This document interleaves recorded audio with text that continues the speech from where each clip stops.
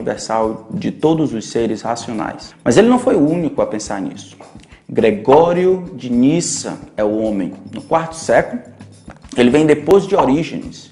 Na verdade, ele vai criticar algumas coisas que Orígenes falou. Por exemplo, a pré-existência da alma. Lembra, Orígenes achava que as almas dos seres racionais eram uma, e elas pré-existiam. Só depois da queda que elas vieram ser agrupadas em seres diferentes, anjos, demônios e o homem. Gregório de Nissa não acreditava nisso. Na verdade, ele foi contra e reconheceu que Orígenes ele estava bebendo demais na fonte dos filósofos platônicos. Ele leu a Bíblia em Gênesis 1:26 e reconheceu, de fato, tanto o corpo quanto a alma, os homens, eles são criados no momento e são criados à imagem e semelhança de Deus. Alguma coisa aconteceu depois. Aconteceu o que a gente chama de queda. E essa queda, de fato, fez com que o homem caísse desse status. A procriação por ato sexual, por exemplo, para Gregório, é nada mais do que o homem descendo desse status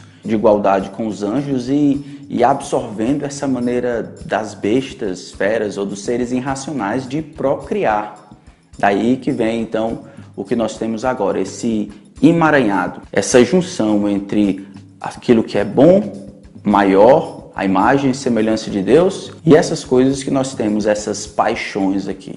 Essa decisão foi por causa do livre-arbítrio. O livre-arbítrio tanto poderia produzir vício, quanto poderia produzir virtude. E aí a gente vê que o livre-arbítrio, então, foi escolhido por essas pessoas, e nós temos mais vício do que virtude. Gregório de Nissa, no entanto, acreditava que o amor de Deus pelas pessoas, por todos os seres, homens e demônios, eventualmente iria vencer. O amor de Deus por suas criaturas atrairia a sua criação para junto de si.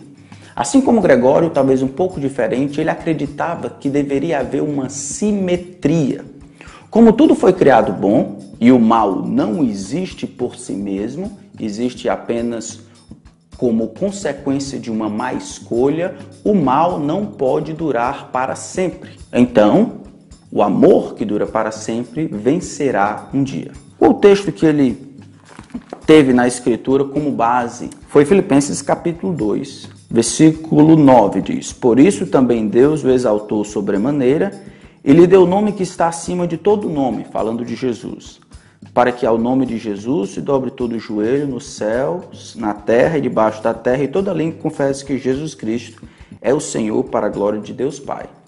Então, tudo que existe, ele está dizendo aqui, de alguma forma, no final, vai ter que reconhecer que Jesus Cristo é o Senhor, para a glória de Deus Pai. Ou seja, o mal vai deixar de existir, porque não é eterno, e o bem será devolvido às criaturas que perderam por causa do seu livre-arbítrio. Gregório de Nissa, ele vai redefinir um pouco a noção de inferno. Ele diz assim: o inferno não é um lugar, mesmo sendo chamado assim, mas uma condição de vida invisível e incorpórea, na qual a nossa alma leva sua existência, segundo o que nos ensina a Escritura. Então, o inferno não era um lugar físico de sofrimento perpétuo, consciente. Na verdade, o inferno era uma passagem, era uma maneira de purificar as más escolhas, e o sofrimento era proporcional aos vícios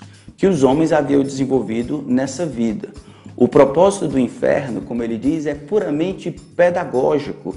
Não existe nenhum aspecto, assim como Orígenes havia dito, de punir. O desejo, então, a intenção de Deus com o inferno era purificar o homem, rasgar as duas partes e eliminar o mal para que o homem se tornasse bom, que era o propósito original de Deus.